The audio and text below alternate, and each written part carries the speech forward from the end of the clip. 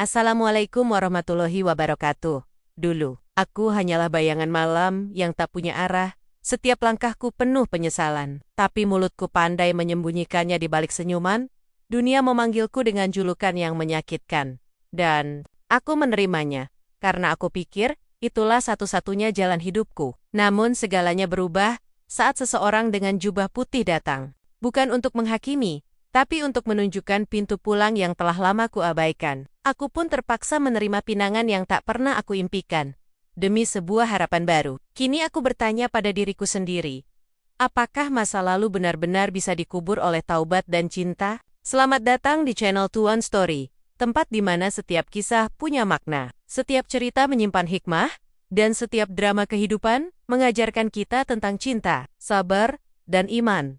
Di sini, kita akan menyelami kisah-kisah yang mungkin sederhana, tapi syarat pesan dan pelajaran hidup. Sebelum lanjut, mari kita ramaikan kolom komentar dengan sholawat kepada Nabi Muhammad Shallallahu Alaihi Wasallam. Semoga setiap sholawat yang kita kirim jadi cahaya dalam hidup kita. Amin ya Robbal Alamin. Nia Rahmadani, perempuan muda berusia 20 tahun. Duduk termenung di pojok kamar kos yang sempit. Wajahnya yang cantik terlihat muram, sembab, dan kehilangan semangat. Rambut hitam panjangnya terurai tak terurus. Di dalam kamar berukuran 3x3 meter itu, ia seperti hidup dalam penjara sepi yang ia ciptakan sendiri. Tak ada lagi suara tawa teman-temannya, tak ada lagi bunyi musik lantang yang biasanya menemaninya berdandan sebelum bekerja malam. Ia pernah menjadi gadis desa yang penuh semangat, dibesarkan oleh ibunya seorang diri di sebuah kampung kecil di Banyumas. Hidup mereka jauh dari kata berkecukupan.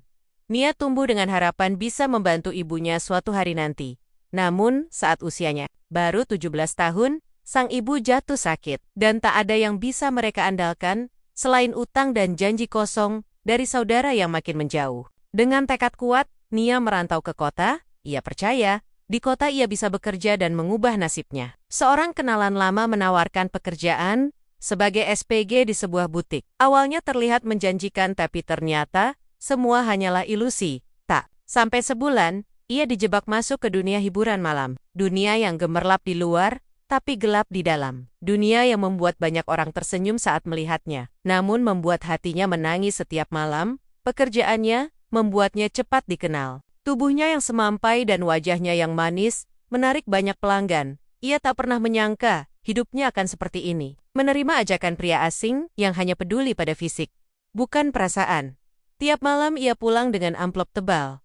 Tapi, hatinya semakin tipis oleh rasa sesal yang tak bisa ia buang. Hingga suatu malam, saat ia pulang lebih cepat dari biasanya, karena merasa mual dan pusing, langit kota menangis bersamanya. Hujan turun deras, seakan tahu isi hatinya. Nia berjalan tertatih di trotoar, mengenakan dress tipis warna merah muda yang sudah basah kuyup. Di tangannya hanya ada dompet kecil dan ponsel yang sudah kehabisan daya. Ia lelah, sangat lelah.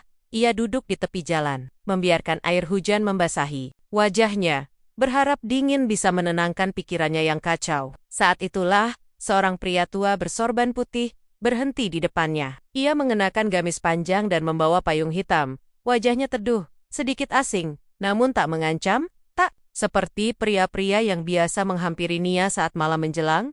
"Ananda, sedang apa di sini? Sendirian?" Tanyanya dengan suara tenang, nyaris berbisik, namun terasa menusuk ke dalam jiwa. Nia tak menjawab, ia menunduk, malu, takut dan bingung. Entah kenapa, matanya langsung berkaca-kaca. Pria itu tidak memaksa, tidak menyelidik. Ia hanya berdiri di situ, melindungi Nia dari hujan dengan payungnya. Tak lama kemudian, ia meletakkan jaketnya di bahu Nia yang menggigil. "Kalau kamu sedang mencari jalan pulang, insya Allah pintunya selalu terbuka," ucap pria itu perlahan, sambil tersenyum ringan. Kalimat sederhana tapi boginea, itu seperti pelampung yang dilemparkan saat ia hampir tenggelam. Malam itu, Nia tak pulang ke kosnya. Ia diantar pria itu ke rumah singgah di dekat masjid, tempat ia biasa mengajar mengaji anak-anak. Di sana, ia diberi selimut, minuman hangat, dan ruangan kecil untuk beristirahat. Tak ada paksaan, tak ada pertanyaan, hanya keheningan yang penuh ketulusan. Dan di keheningan malam itulah, untuk pertama kalinya setelah sekian lama, Nia berdoa. Bukan lagi minta uang, bukan lagi minta keberuntungan dunia. Ia hanya berkata dalam hati, "Ya Allah, kalau memang aku masih bisa berubah, tuntun aku, jangan biarkan aku kembali ke jalan yang sama. Nia tak tahu bahwa pertemuan malam itu bukanlah kebetulan, tapi awal dari cerita yang tak pernah ia bayangkan, cerita tentang taubat, cinta, dan kehidupan baru yang kelak membuat satu kampung gempar. Keesokan paginya, Nia bangun dengan perasaan yang belum pernah ia rasakan selama bertahun-tahun tenang. Udara pagi di rumah singgah itu terasa berbeda, hangat, bersih, dan penuh kedamaian. Ia membuka jendela kecil di sudut kamar, lalu melihat langit biru yang cerah, hatinya bergumam pelan. Mungkinkah aku masih diberi kesempatan untuk berubah? Tak lama kemudian, pria bersorban putih yang semalam menolongnya datang membawa sepiring nasi dan segelas air putih. Ia duduk bersila di depan pintu kamar, tak masuk tanpa izin. Lalu berkata pelan, "Sarapan dulu, Nak. Setelah itu jika kamu keberatan, kita bisa bicara." Dengan rasa malu, Nia mengangguk. Ia baru sadar belum sempat menanyakan siapa nama pria itu. Setelah membersihkan diri dan mengganti pakaian, ia duduk di ruang tengah rumah kecil itu. Pria itu memperkenalkan diri. Namanya Ustadz Rahmat. Usianya 38 tahun. Ia mengelola rumah singgah tersebut bersama beberapa rekan yang peduli pada para perempuan yang ingin memperbaiki hidup. Ananda tak perlu cerita apa-apa sekarang. Hanya satu hal yang perlu Ananda tahu. Hidup ini belum selesai. Kalau kamu merasa sudah terlalu jauh tersesat, yakinlah bahwa Tuhan tetap menunggumu kembali. Ucap Ustadz Rahmat tenang, namun kata-katanya mengguncang hati Nia. Nia tak bisa menahan air matanya. Ia menangis. Bukan karena sedih, tapi karena haru. Baru kali ini ada orang yang memperlakukannya dengan hormat, tanpa menanyakan masa lalunya, tanpa tatapan sinis atau curiga. Ia seperti menemukan tempat di mana dirinya benar-benar dianggap manusia. Hari-hari berikutnya, Nia mulai tinggal di rumah singgah itu. Ia ikut bersih-bersih, membantu memasak, dan sesekali ikut duduk di kelas kecil tempat para perempuan belajar. Membaca Al-Quran, meski masih terbata-bata, ia mencoba dengan sungguh-sungguh. Setiap ayat yang ia lafalkan terasa seperti menyapu bersih debu-debu kelam di hatinya. Namun hidup baru tak selalu mudah. Suatu sore, saat ia sedang menyapu halaman masjid, dua wanita yang juga sedang mengikuti program pemulihan menghampirinya. Salah satunya bertanya pelan, "Kamu, Nia Rahmadani, yang dulu kerja di Lounge Merah?" Nia terdiam, dadanya berdegup kencang. Ia tahu, cepat atau lambat, masa lalunya akan mengejarnya. Ia hanya menjawab pelan, "Iya, itu aku, yang dulu." Anehnya, mereka tidak menghakiminya. Salah satu dari mereka justru tersenyum dan berkata, "Aku juga dulu dari sana, tapi kita sama-sama sedang memperbaiki diri, kan?" Mendengar itu, Nia merasa lebih kuat. Ia sadar bahwa ia tidak sendiri. Banyak perempuan di luar sana yang juga pernah terjatuh, tapi ingin bangkit. Ia mulai membuka diri, mengikuti lebih banyak kegiatan di rumah singgah, bahkan mulai berani mendengarkan kajian Ustadz Rahmat secara langsung. Setiap kata-kata sang Ustadz seolah ditujukan padanya, tentang maaf, tentang perubahan, tentang bagaimana Allah tidak melihat masa lalu, tapi melihat usaha hari ini. Nia mulai menulis diari setiap malam. Ia menuliskan doanya, harapannya, dan ketakutannya, terutama ketakutan untuk kembali jatuh ke masa lalunya. Di dalam buku kecil itu, ia pernah menulis, "Ya Allah, jika Engkau mengizinkan, tuntun aku untuk bertahan. Jika ada orang yang bisa menjaga langkahku tetap di jalan ini, dekatkanlah. Aku lemah, tapi aku mau belajar kuat." Tak disangka, doanya perlahan mulai terjawab. Suatu malam, setelah kajian selesai dan jamaah bubar, Ustadz Rahmat menghampiri Nia yang sedang menyusun kursi. "Nia, boleh saya bicara sebentar?" Dengan gugup, Nia mengangguk. Mereka duduk di bangku kayu dekat serambi masjid. Ustadz Rahmat menatap langit malam sebelum berkata, "Saya sudah mengamati niat dan semangatmu dan saya tahu, kamu butuh bimbingan yang lebih kokoh, bukan sekadar tempat singgah." Nia bingung. Ia tak mengerti kemana arah percakapan ini. "Saya ingin menawarkan sesuatu yang mungkin tak biasa. Saya siap menikahimu, Nia, tapi bukan karena kasihan. Saya melihat dalam dirimu ada kekuatan yang luar biasa, dan saya ingin jadi bagian dari perjalanan taubatmu." Nia terpaku.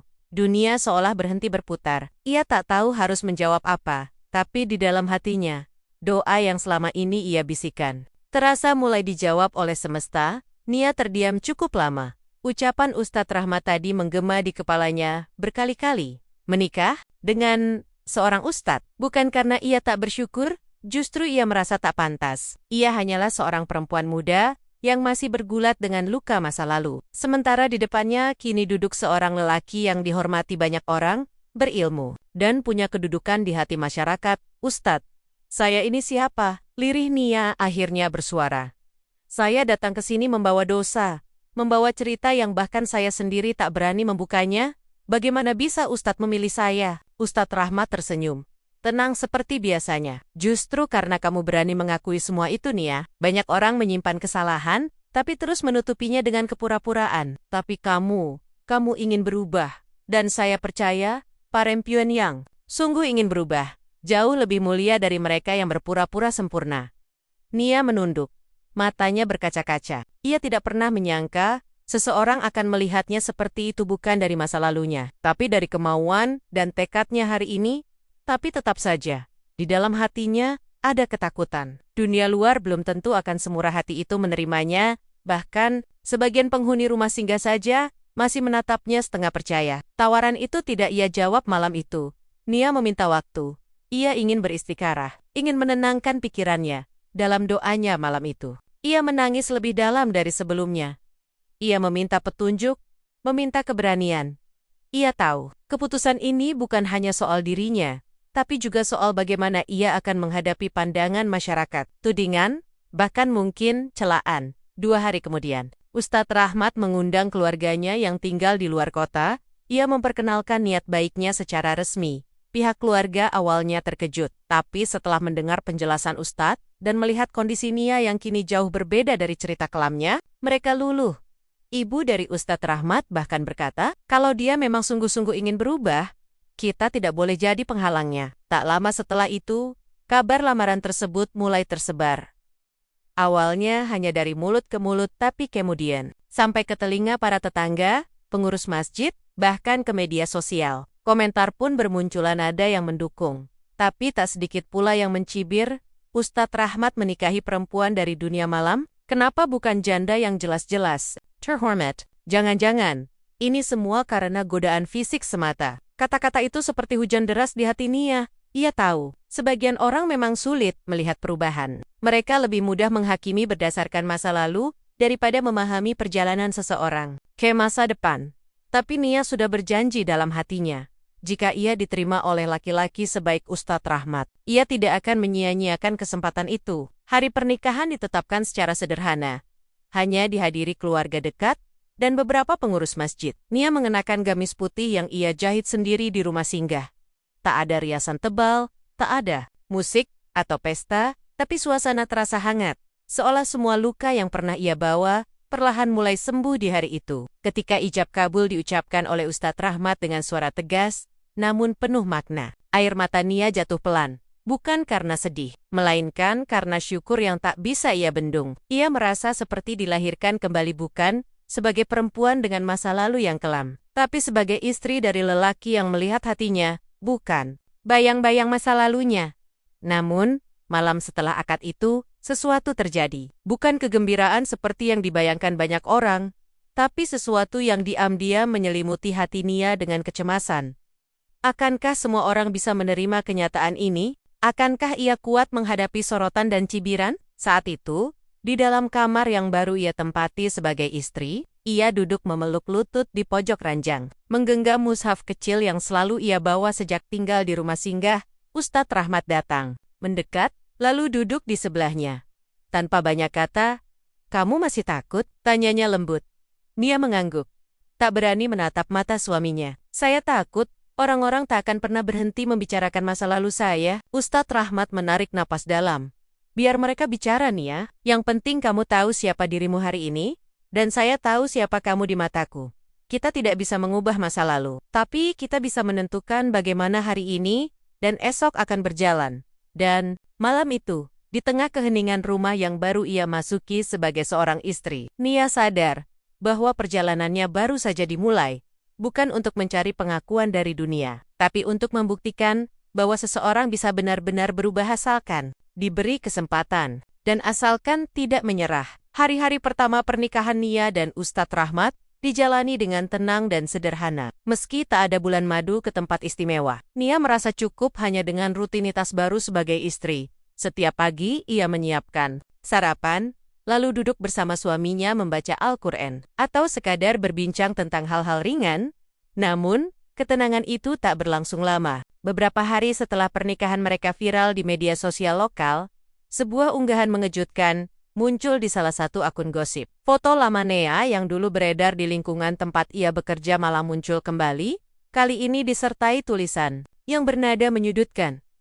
Benarkah istri Ustadz Rahmat adalah mantan gadis malam terkenal di Kota Timur? Unggahan itu menyebar dengan cepat, grup-grup WhatsApp kampung ramai memperbincangkannya. Sebagian besar hanya penasaran, tapi ada juga yang langsung menghakimi. Nia membaca semua komentar itu dengan jantung berdebar, tangannya gemetar. Ia tak menyangka masa lalunya akan kembali menyerangnya secepat ini. Saya tahu ini akan terjadi, tapi tidak secepat ini, kata Nia lirih pada suaminya malam itu. Sambil menunjukkan ponselnya yang penuh notifikasi, ia menatap wajah Ustadz Rahmat dengan cemas, seolah meminta maaf, meski ia tahu itu bukan salahnya. Namun Ustadz Rahmat tetap tenang. Ia mengambil ponsel dari tangan Nia, meletakkannya di meja, lalu menggenggam tangan istrinya dengan lembut. Nia, kamu bukan foto itu. Kamu bukan cerita lama yang orang-orang bicarakan. Kamu adalah Nia yang hari ini, perempuan yang saya pilih untuk saya bimbing, saya jaga, dan saya cintai. Nia menangis. Tapi kali ini bukan karena takut. Ia menangis karena merasa dilindungi, dimengerti, dan dipercaya. Tapi jauh di lubuk hatinya, ia tahu bahwa perjuangannya belum selesai.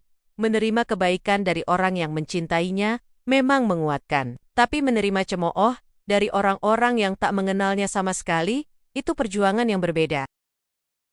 Keesokan harinya, tanpa memberitahu Nia terlebih dahulu, Ustadz Rahmat berdiri di mimbar masjid, usai salat Jumat. Masjid itu penuh sesak oleh jamaah yang, entah karena ingin mendengar khotbah, atau karena ingin melihat langsung Ustadz yang menikahi mantan kupu-kupu malam. Setelah menyampaikan pesan tentang taubat dan kasih sayang, Ustadz Rahmat berhenti sejenak. Lalu, dengan suara lantang, namun penuh kelembutan, ia berkata, "Saya tahu, belakangan ini banyak cerita yang beredar tentang istri saya. Tapi izinkan saya mengingatkan, kita semua punya masa lalu, dan tak semua orang diberi keberanian untuk memperbaikinya." Ia menatap para jamaah satu persatu. Tak marah, tak menghakimi. Jika kita menutup pintu ampunan bagi orang lain, bagaimana jika suatu saat kita yang membutuhkannya? Apakah kita yakin Allah akan membuka pintunya untuk kita, sementara kita menutup hati untuk sesama? Suasana masjid hening. Beberapa jamaah terdiam, tertunduk. Ada yang mencuri pandang, ada yang mulai merasa tak nyaman, tapi di sudut belakang, seorang wanita yang mengenakan kerudung lebar Nia diam-diam mengusap air matanya. Ia tidak menyangka bahwa suaminya akan membelanya sedalam itu, di depan semua orang. Setelah hari itu, perlahan-lahan pandangan orang mulai berubah. Tidak semua langsung menerima, memang, tapi sebagian dari mereka mulai menghargai keteguhan Nia. Ia tetap hadir di majelis taklim, tetap tersenyum, tetap menyapa dengan sopan siapapun yang dijumpainya, satu demi satu. Ibu-ibu yang dulu menjauhinya mulai datang. Ada yang pura-pura meminjam buku, ada yang mengajak ngobrol sambil menyiram tanaman, bahkan beberapa dari mereka mengaku bahwa mereka dulu juga pernah hampir tersesat, tapi malu untuk mengakui. Dan di tengah semua itu, Nia belajar satu hal, bahwa taubat bukan hanya tentang hubungan antara dirinya dan Tuhan, tapi juga tentang keberanian menghadapi dunia yang sering kali tak sebaik harap. Tapi selama ada yang memegang tangannya, selama suaminya tetap di sisinya, ia percaya semua luka itu perlahan akan sembuh. Hari-hari berlalu, dan perlahan angin kehidupan mulai berpihak pada Nia. Meski bayangan masa lalunya tak sepenuhnya menghilang, ia kini mulai berdiri tegak sebagai dirinya yang baru, seorang istri, murid, dan teman yang mulai disayangi lingkungan barunya. Suatu sore, saat pengajian ibu-ibu rutin di masjid, sesuatu yang tak terduga terjadi. Ibu-ibu yang biasanya hanya datang untuk mendengarkan kajian, kali ini meminta Nia untuk berbagi cerita. Awalnya Nia menolak dengan halus. Ia belum siap, ia takut. Suara-suara dari masa lalu kembali muncul dan menyakitinya. Tapi Ustadz Rahmat hanya menatapnya sambil tersenyum dan berkata, "Banyak yang ingin sembuh, tapi tak tahu harus mulai dari mana. Mungkin Allah memilihmu untuk jadi jembatan itu." Akhirnya, dengan langkah gemetar dan suara sedikit bergetar, Nia berdiri di depan ruangan kecil yang penuh dengan perempuan dari berbagai usia. Ia tak bercerita tentang kemewahan dunia malam atau cerita-cerita kelam lainnya. Ia hanya bicara tentang satu hal: kehilangan, keterpaksaan, dan pencarian arah hidup yang sempat membuatnya jatuh dalam kubangan gelap. Saya pernah merasa tak berguna, pernah merasa seperti dunia tidak akan pernah memberi saya kesempatan. Tapi saat saya mulai mengetuk pintunya, saya disambut, bukan karena saya suci, tapi karena saya jujur ingin kembali. Beberapa ibu-ibu tampak meneteskan air mata, tak sedikit dari mereka yang akhirnya mengangkat tangan. Bertanya, bagaimana caranya kuat di tengah penolakan, bagaimana caranya tetap berdiri meski dihakimi, dan bagaimana caranya mencintai diri sendiri lagi setelah pernah merasa begitu rendah. Nia menjawab dengan sederhana, "Saya tak hebat. Saya juga masih belajar. Tapi saya punya seseorang yang percaya saya bisa berubah. Dan saya punya Tuhan yang tidak pernah menutup pintunya, meski saya datang dengan hati yang berantakan." Sejak hari itu, Nia mulai sering diundang berbicara di majelis-majelis wanita. Bukan sebagai ustazah, bukan sebagai penceramah, tapi sebagai perempuan yang pernah jatuh dan berani bangkit. Ia tak pernah mengubah gaya bicaranya menjadi tinggi. Ia tetap menjadi Nia yang lembut, sederhana, dan apa adanya. Namanya kini dikenal bukan sebagai mantan kupu-kupu malam, tapi sebagai simbol perubahan. Banyak perempuan muda yang datang diam-diam untuk curhat padanya, mereka yang terluka, mereka yang hampir menyerah, dan mereka yang merasa dunia tak lagi memberi harapan. Ustadz Rahmat tetap mendampinginya dalam diam. Ia jarang muncul saat Nia berbicara, tapi selalu ada setelahnya, menyambutnya di rumah, dengan secangkir teh hangat, dan pelukan yang tak pernah berubah. Bagi Nia, itu lebih dari cukup. Namun satu kejadian membuat semuanya semakin terang.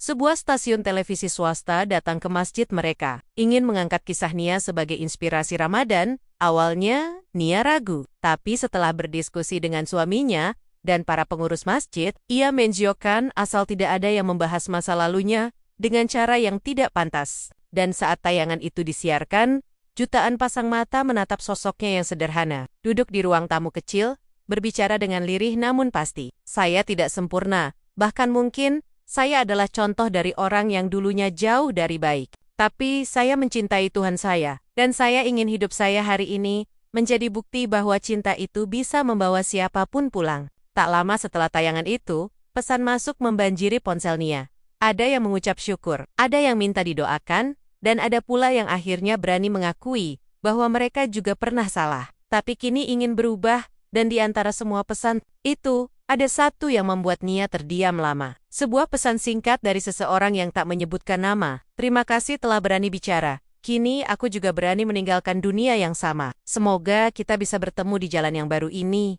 Doakan aku, Nia." Air mata Nia mengalir pelan. Ia memeluk ponselnya, lalu menatap keluar jendela, tempat langit sore memantulkan warna jingga keemasan. Ia tak tahu siapa yang mengirim pesan itu, tapi ia yakin pesan itu adalah bukti bahwa luka yang pernah ia alami kini telah menjadi cahaya bagi orang lain. Dan begitulah hidup Nia kini. Dari seorang janda muda yang dulu dipandang hina, menjadi istri seorang ustadz dan panutan perempuan lainnya. Tidak karena ia sempurna, tapi karena ia berani jujur pada dirinya sendiri dan terus berjalan meski dunia kadang menoleh dengan tatapan sinis. Karena bagi Nia, taubat bukan akhir dari cerita. Justru itulah awalnya. Terima kasih sudah menyimak kisah hari ini di channel 21 Story. Semoga cerita ini bisa menjadi pelajaran dan pengingat untuk kita semua. Kalau kamu merasa terinspirasi atau tersentuh, jangan lupa untuk like, subscribe, dan nyalakan lonceng notifikasinya, agar kamu gak ketinggalan kisah-kisah penuh hikmah berikutnya. Wassalamualaikum warahmatullahi wabarakatuh.